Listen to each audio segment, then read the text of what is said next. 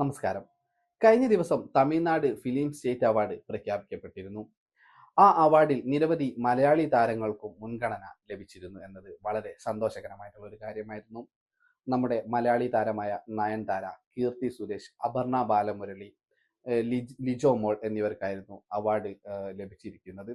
എന്നാൽ ഈ ഒരു അവാർഡുമായി ബന്ധപ്പെട്ട് ചില വിമർശനങ്ങളും ഉയരുന്നുണ്ട്. അതായത് നമ്മുടെ മലയാളത്തിലെ മെഗാസ്റ്റാർ ആയിട്ടുള്ള മമ്മൂട്ടി തമിഴിൽ പേരൻപ് എന്ന ഒരു ചിത്രം അവതരിപ്പിച്ചിരുന്നു.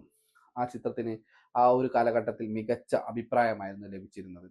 എന്നാൽ സിനിമയ്ക്ക് ഈ ഒരു ഫിലിം അവാർഡിൽ വേണ്ടത്ര പരിഗണന ലഭിച്ചില്ലെന്നും ഒരിക്കൽ പോലും ജൂറി ഈ ഒരു സിനിമയുടെ പ്രകടനത്തെക്കുറിച്ച് എവിടെയും പരാമർശിച്ചില്ല എന്നുമാണ് ആ ഒരു വിമർശനം ഇപ്പോൾ സോഷ്യൽ മീഡിയയിൽ ആകെ നിറയുന്നത്.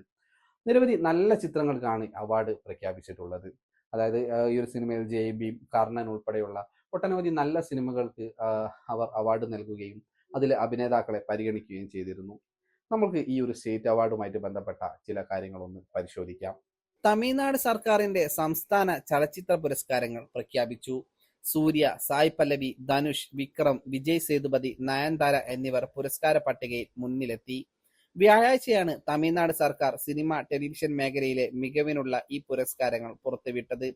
വിക്രം, ധനുഷ്, നയൻതാര, വിജയ് സേതുപതി, സൂര്യ, ആര്യ, കാർത്തി, സായ് പല്ലവി, പാർത്ഥിബൻ, കീർത്തി സുരേഷ്, ജ്യോതിക എന്നിവർ അതാതു വർഷങ്ങളിലെ മികച്ച നടൻ നടി പുരസ്കാരങ്ങൾ സ്വന്തമാക്കി. സംവിധാന വിഭാഗത്തിൽ ലോകേഷ് കനകരാജ് തന്റെ ആദ്യ ചിത്രമായ മാനഗരത്തിലൂടെ മികച്ച സംവിധായകനുള്ള പുരസ്കാരം നേടി. 2017 ചിത്രമായ വിക്രം വേദ മികച്ച ചിത്രത്തിനുള്ള 2ാം സ്ഥാനവും 96 3ാം സ്ഥാനവും കരസ്ഥമാക്കി. ധനുഷ് നായകനായിട്ടുള്ള അസുരൻ മികച്ച ചിത്രത്തിനുള്ള 1ാം സ്ഥാനവും കർണൻ മറ്റൊരു വർഷത്തെ 3ാം സ്ഥാനവും നേടി.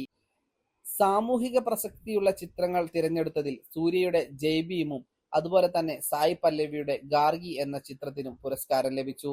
ഗാർഗിയുടെ സംവിധായകൻ ഗൗതം രാമചന്ദ്രനാണ് മികച്ച സംവിധായകനായി തിരഞ്ഞെടുക്കപ്പെട്ടിട്ടുള്ളത്. 2014 മുതൽ 22 വരെയുള്ള ടെലിവിഷൻ പുരസ്കാരങ്ങളും പ്രഖ്യാപിച്ചിട്ടുണ്ട്. അഴകി, രോമാപുരി പാണ്ഡ്യൻ, രാമാനുജൻ, നന്ദിനി, ചെമ്പരത്തി, എതിർനീച്ചൽ, രാസാത്തി, പൂവേ പൂച്ചൂടാവ എന്നീ പരമ്പരകൾ വിവിധ വർഷങ്ങളിൽ 1ാം സ്ഥാനം നേടി.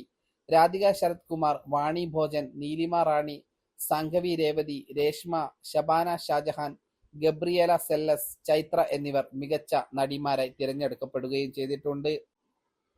തമിഴ്നാട് സർക്കാരിന്റെ ചലച്ചിത്ര പുരസ്കാരങ്ങളിൽ മലയാള സിനിമയ്ക്കും മലയാളി താരങ്ങൾക്കും വൻ നേട്ടമുണ്ടായിട്ടുണ്ട്. 2016 മുതൽ 2022 വരെയുള്ള വർഷങ്ങളിൽ അവാർഡുകൾ ഒരുമിച്ച് പ്രഖ്യാപിച്ചപ്പോൾ മികച്ച നടിക്കുള്ള പുരസ്കാരങ്ങളിൽ 5 വർഷവും മലയാളി നായകന്മാരാണ് ആധിപത്യം ഉറപ്പിച്ചിട്ടുള്ളത്. മഞ്ജു വാര്യർ, നയൻതാര, കീർത്തി സുരേഷ്, അപർണ ബാലമുരളി, ലിജോ മോൾ ജോസ് എന്നിവരാണ് ഈ വലിയ നേട്ടം സ്വന്തമാക്കിയ താരങ്ങൾ. വിവിധ വർഷങ്ങളിലായി തമിഴ് സിനിമയിൽ മികച്ച പ്രകടനം കാഴ്ചവെച്ചതിനാണ് ഈ അംഗീകാരം. അസുരൻ എന്ന ചിത്രത്തിലെ പച്ചൈമാൾ എന്ന കഥാപാത്രത്തിലൂടെ മഞ്ജു വാര്യർ പുരസ്കാരത്തിന് അർഹയായപ്പോൾ സുരൈ പോട്ടു എന്ന ചിത്രത്തിലെ അഭിനയത്തിന് അപർണ ബാലമുരളിയും ജയ് ഭീം എന്ന ചിത്രത്തിലെ കരുത്തുറ്റ കഥാപാത്രങ്ങളിലൂടെ ലിജോ മോൾ ജോസും പുരസ്കാരം നേടി. അറം എന്ന ചിത്രത്തിലെ പ്രകടനത്തിന് നയൻതാരയും പാമ്പു സട്ടൈ എന്ന ചിത്രത്തിലൂടെ കീർത്തി സുരേഷും മികച്ച നടിക്കുള്ള പുരസ്കാരം സ്വന്തമാക്കി. ഇവരെ കൂടാതെ സായി പല്ലവി, ജ്യോതിക എന്നിവരും മികച്ച നടിക്കുള്ള പട്ടികയിൽ ഇടം പിടിച്ചു. അഭിനേതാക്കൾക്ക് പുറമെ പിന്നണി ഗായന രംഗത്തും മലയാളികൾ നേട്ടമുണ്ടാക്കി. വൈക്കം വിജയലക്ഷ്മി, വർഷ രഞ്ജിത്ത് എന്നിവരാണ് മികച്ച പിന്നണി ഗായകന്മാരെ തിരഞ്ഞെടുക്കപ്പെട്ടത്. തമിഴ് സിനിമയിലെ വില്ലൻ വേഷത്തിലൂടെ മലയാളി താരം റഹ്മാനും പുരസ്കാരത്തിന് അർഹനായി. സൂര്യ, വിജയ് സേതുപതി, ധനുഷ്, കാർത്തി, ആര്യ, വിക്രം എന്നിവരാണ് വിവിധ വർഷങ്ങളിലെ മികച്ച നടന്മാർ.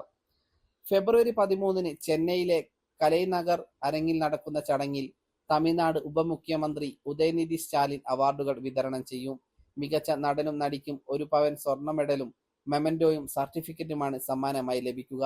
വർഷങ്ങളായി തമിഴ് സിനിമയിൽ മലയാളി സാന്നിധ്യം സജീവമാണെങ്കിലും ഒരേ സമയം ഇത്രയധികം താരങ്ങൾക്ക് സംസ്ഥാന പുരസ്കാരത്തിന് അർഹയാകുന്നത് ഇതാദ്യമായിട്ടാണ്.